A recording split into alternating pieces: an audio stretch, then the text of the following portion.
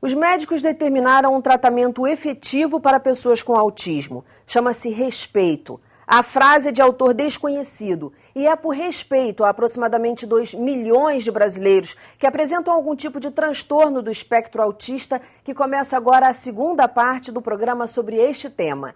Está no ar o Educação.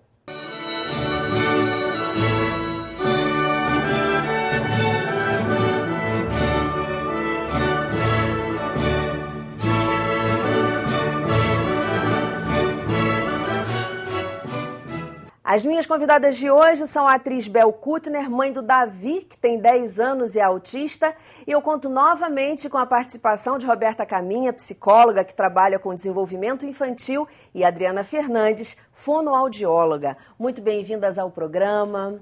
Bel, vou começar com você. Eu queria que você fizesse uma avaliação das leis estaduais, lei federal, que tratam do autismo. A gente cada vez tem uma conquista maior. A lei agora de inclusão está sendo aplicada, as pessoas estão começando a lidar com isso. A federal é a Berenice Piana, né? E que é uma batalhadora que está há anos aí nessa luta. E as pessoas estão começando a entender que faz parte da nossa sociedade cuidar e lidar com os autistas. Antes era uma coisa que ninguém via, era uma coisa... existe, né? Agora não, agora já 2 milhões. Se tem 2 milhões de autistas, tem 2 milhões de mães e 2 milhões de pais. É um percentual da população muito grande para... Sim. Se você multiplica pela família, você vê quantas pessoas envolvidas. Muita gente envolvida. E se você coloca os professores se envolvem. Meu filho, ele tem uma relação muito boa com os colegas e a professora super envolvida. Do ano passado também ele tem uma mediadora. Então você começa a criar uma rede de pessoas que começam a entender como é que aquela criança autista consegue se relacionar e lidar com as coisas. Ele fala, ele é super comunicativo, porque todo mundo fala, é autista, fica quietinho, fica no mundo... Já se sabe, já se falou aqui no programa, não é isso, autista não é que não vê nada, as pessoas às vezes veem uma criança com algum tipo de deficiência, alguma questão neurológica, acho que ela não está ouvindo, que ela não está entendendo, muito pelo contrário.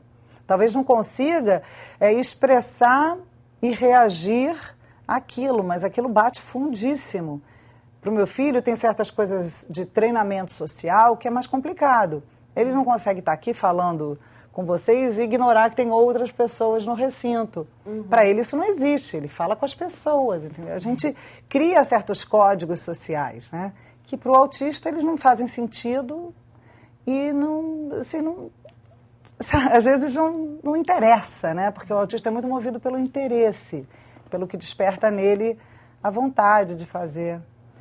E eu queria saber de vocês o seguinte, a gente está falando aqui, começou o programa falando de leis, né? E vocês atendem muitos pais de crianças com autismo.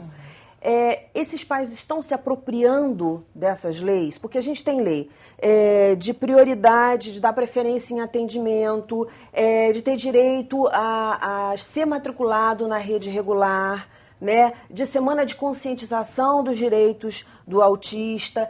Os pais estão se apropriando disso? Vocês sentem isso no consultório? Eu acho que ainda pouco. Eu acho que ainda pouco. Até porque eu acho que ainda tem uma questão de alguns pais de não querer assumir que o filho é autista para a sociedade, digamos assim, né? E se ele se apropriar dessas leis todas, isso vai ficar um pouco mais escancarado, né? Ele lidar com aquilo como se fosse temporário, né? Não, ele está assim... Eu já ouvi coisas do gênero assim, não, mas quando o Davi for um menino normal, aí babá, eu... Tipo, gente, ele é um menino normal...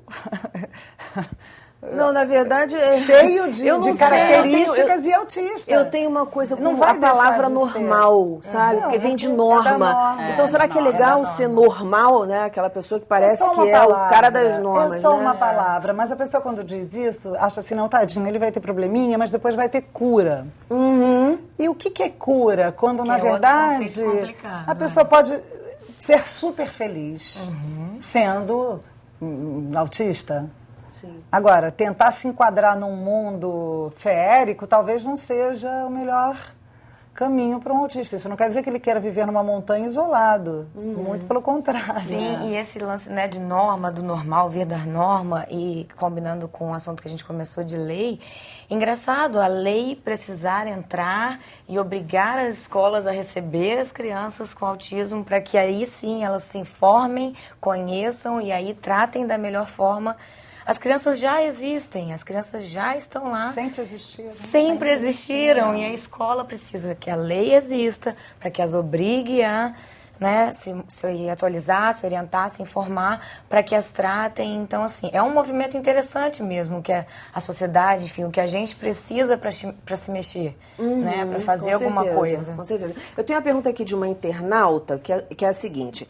Gostaria de saber como podemos identificar o autismo em bebês. Meu filho tem 1 ano e 10 meses e estamos com a suspeita. Porém, as opiniões dos profissionais, médicos, psicólogos e psiquiatra são diferentes. Gostaria de saber o que podemos fazer para diagnosticar e evitar a demora para iniciar o tratamento. A pergunta é da Gabriela. Então, Gabriela, na verdade, existem já alguns sinais de autismo desde o bebezinho. Assim, as pesquisas hoje começam a partir de 8 meses, você já consegue identificar alguns sinais, né? A busca é até para antes, mas ainda está ali na faixa dos 8 meses, 1 ano. A criança olha, a criança sorri responsivamente. O que é? O natural de um bebê, você falar com o bebê e o bebê sorri de volta. A criança faz isso. É um bebê que se regula facilmente, ou seja, ou é aquele bebê que é sempre estressado, que não se acomoda no colo, mais velhinho, é uma criança que aponta, que não aponta, que compartilha alguma coisa, ele traz alguma coisa para te mostrar, né? Então são, assim, alguns sinais que podem dar indícios de, né? Quando é muito pequeno, assim, você possivelmente não vai fechar de cara um diagnóstico, né? Isso vai ser lá pelos 3 anos, né? Então, o importante é você estar atento a isso, mas eu acho que o principal é seguir a intuição, porque a gente vê muitos pais, eu sei, tô sentindo que tem alguma coisa errada, mas aí procura o médico, não, espera, é o tempo dele, e nisso você perdeu um tempo precioso. Quando você fala olha, o que você quer dizer? Explica um pouquinho mais. A criança olha, você falou isso, o bebê olha. Porque às vezes, por exemplo, eu tô com um brinquedo na minha mão. A criança, eu brincando com ela tá olhando só para o brinquedo ou ela está compartilhando esse brinquedo comigo? Ela está olhando para mim e olhando para o brinquedo, né? Se eu aponto para uma coisa, a criança, ela está acompanhando para onde eu estou apontando ou não? Ela está olhando para o meu dedo, porque às vezes isso acontece, né? Você aponta, a criança está olhando para o seu dedo. Ela não está entendendo que isso é um sinal comunicativo, né? De que você está mostrando alguma coisa para ela, né? E se ela segue o seu olhar, né, também, né, de você puxar o olhar da criança com o seu olhar. Ela faz isso, ela não faz, né? E também não é muito faz ou não faz, é uma questão de qualidade, né? Muitas crianças autistas fazem muito dessas coisas, só que talvez não com uma frequência e com uma qualidade esperada para a idade. Eu acho muito bom também falar para a Gabriela, continuando o que a Roberta falou, para seguir realmente esse instinto, esse feeling de que o bebê não está seguindo o curso que deveria, enfim, estão acontecendo coisas que despertem a atenção dela, porque raramente uma mãe está errada, está enganada em relação ao próprio filho. Podem ser outras coisas. Então, no caso de um bebê, não vai tomar remédio, né? Claro. O tratamento é terapias. Isso. Várias terapias. Então, a melhor coisa é manda ver, porque pode ser só um bebê mais molinho, ou pode ser só mais distraído. Isso. Mas na dúvida, bombardeia, porque de terapias, né? Não de pressão, mas assim, a família tem que treinar com os terapeutas. Isso. Porque às vezes você, na melhor das intenções, você está fazendo o oposto do que aquele indivíduo precisa. Inclusive é uma coisa que você fala, né, Adriana, da importância dos pais estarem na sala de terapia. Explica um pouquinho, isso não é comum. Não, isso não é comum, isso não é dado na graduação da gente da área de saúde. Isso é uma coisa que a gente sente a importância conforme a gente trabalha com essas crianças. Por quê? A criança é da família, né? Nós terapeutas temos os estudos, enfim, as teorias sobre como potencializar essa criança no máximo dela. Mas o vínculo, quem significa para ela é a família. Então, quando a gente, pela nossa experiência de trabalho, quando a gente coloca essa família dentro da sala de terapia, que a criança, quando faz alguma coisa, ela tem a mãe para referenciar, ou ela vai direto à mãe mostrar alguma coisa. a mãe tá lá, o pai, pode ser o irmão, pode ser o tio, vem muitos avós e avós também. É sempre uma delícia a terapia, porque a pessoa que significa para ela, que faz realmente sentido na vida dela, tá ali. E a gente aprende com o terapeuta a estratégia. Isso. E fica todo mundo falando uma mesma língua também, né?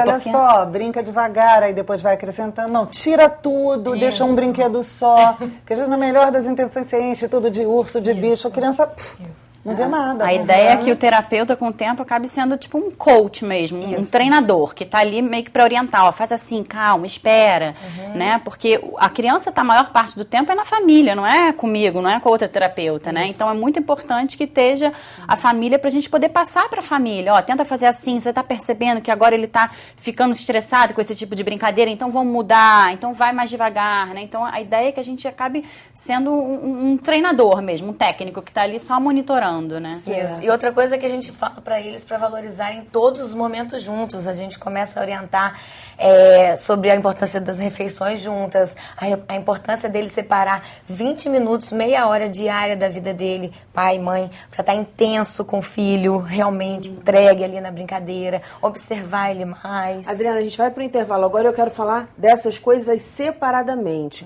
E quero que você comece o segundo bloco explicando então por que os terapeutas não fazem isso, ou os pais, sei lá, não querem entrar nessa sala. Porque assim, eu que estou de fora ouvindo, faz muito sentido. Eu não entendo como possa haver uma prática em maior quantidade de profissionais agindo de um modo diferente. Aí eu queria que você me dissesse qual é a justificativa. A gente vai para um breve intervalo e volta já já. Não sai daí não.